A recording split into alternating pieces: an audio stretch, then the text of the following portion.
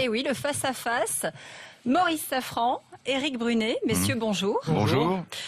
Alors, J'ai enfin eu la peau de Laurent Neumann, non, ça il y faut est, le dire. Juste pour quelques jours. Hein. ouais, il paraît qu'il revient. Hein. Il Ne vous revient vite réjouissez même. pas trop vite.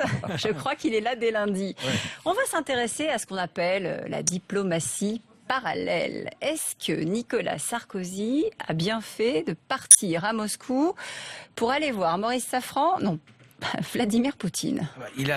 Il a bien fait de partir à Moscou voir Poutine d'abord parce qu'il est invité, c'est très bien. Et puis ensuite, je suppose qu'il va aller ardemment défendre la politique étrangère de la France ou ne pas en parler. C'est tout le problème est là. Qu'est-ce qu'il va dire à Vladimir Poutine?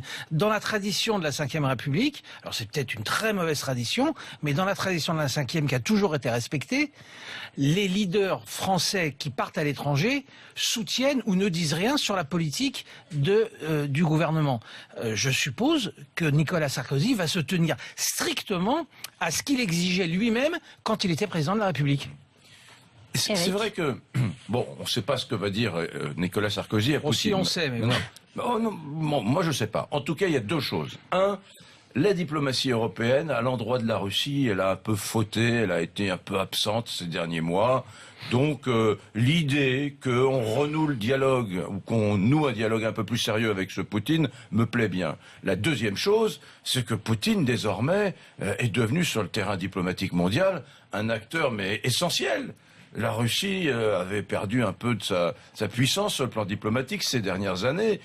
Il faut absolument que la France parle avec la Russie. Et alors tiens, puisque Safran... la France, mais est-ce que c'est Nicolas Sarkozy qui doit parler Nicolas avec Sarkozy n'est pas Vladimir n'importe qui. Poutine? Ça Ah n'est non, mais pas c'est le n'importe chef qui. de l'opposition. Oui, c'est le chef de bien. l'opposition. Ah bah oui, justement. C'est l'ancien Il a des président de la responsabilités. République. Oui, mais Ah oui, c'est l'ancien précisément. président de la République, donc il a quand même cette place honorable d'ancien Très. premier magistrat de France, qui aspire à le redevenir. Donc il a... Justement. Alors, mais attendez, personne ne dit qu'il va établir un lien diplomatique dissident avec Poutine. Il va pas, pour parler clair, Bon, ils se connaissent faire bien. un enfant Non, mais moi, d'un ils se dos connaissent à bien. François Hollande. Ça Mais n'est pas moi, la question. je voudrais interroger Eric. Je lui posais une colle ce matin. Ah. Qui a dit si on considère qu'on ne peut rien faire contre Poutine, mettons-nous dans sa roue? Qui a dit il n'est pas question de s'antagoniser avec les Russes, mais il y a des moments où il faut savoir dire stop, on n'est pas d'accord. Celui qui a dit ça, c'est Alain Juppé. Donc en réalité, la contestation la plus aiguë du voyage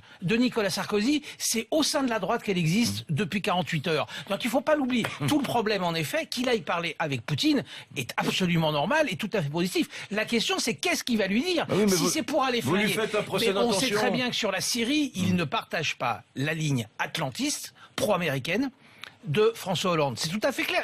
Et peut-être qu'il a raison. Peut-être qu'il a raison. Le problème, c'est qu'il ne peut pas aller dire à Poutine ce qu'il pense de la politique française et il n'en pense pas de bien et peut-être même a-t-il raison de ne pas en penser de bien. Il ne peut pas.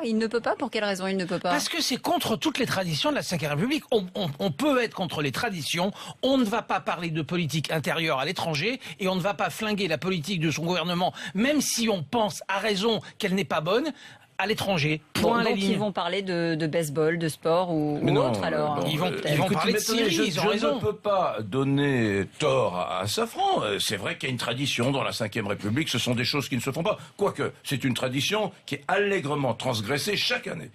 Ce genre de choses se produit assez régulièrement. Bon, là, c'est Poutine, donc c'est un peu plus voyant. Il y a eu des précédents. Non, moi, oui, il y a des précédents, il y en a sans arrêt. J'ai pas Ah d'exemple bon, en parce tête à que vous donner. il me mais semblait bien. Non, mais c'est extrêmement fréquent. Ce que je voudrais vous dire, c'est que, bien sûr, tout ça procède d'un calcul de la part de Nicolas Sarkozy, qui, sur le plan de l'intérieur, en France, vis-à-vis également de ceux qui voteront peut-être pour lui aux primaires, eh bien, vont considérer que cet homme se distingue de ses rivaux, car il a tout de suite une dimension internationale. Il est celui qui va parler à Poutine, pendant que Juppé, Le Maire et Fillon restent en France, sagement chez eux. Donc ça en impose. Donc ça a de l'allure. Et c'est ce que veut, bien évidemment, Nicolas Sarkozy. Ça, on est tous d'accord là-dessus.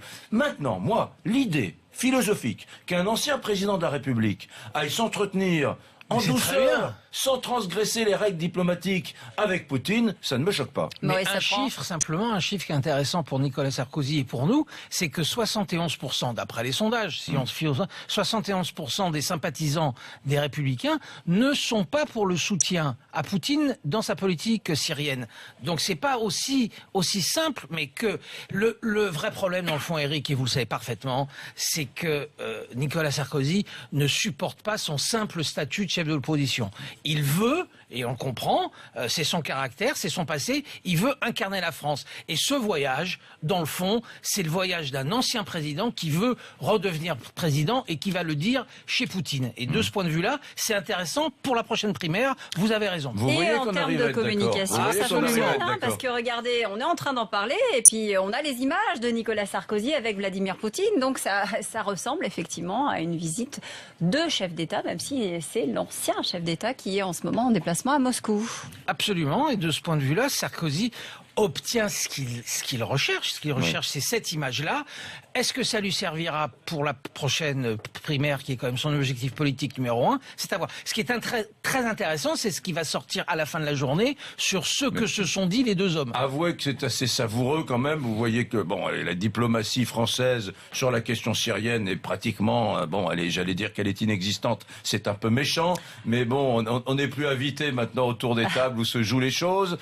Et en même temps, il y aura cette image de Poutine et de Nicolas Sarkozy, un peu nostalgique. C'est vrai que c'est compliqué pour François Hollande, vous avez raison. Oui, C'est c'est compliqué assez pour compliqué François pour Hollande. Hollande à assumer. Quelque chose me dit qu'on va en reparler. Merci messieurs. Maurice Safran, éditorialiste à Challenge, face à Éric Brunet, 7h57 sur RMC.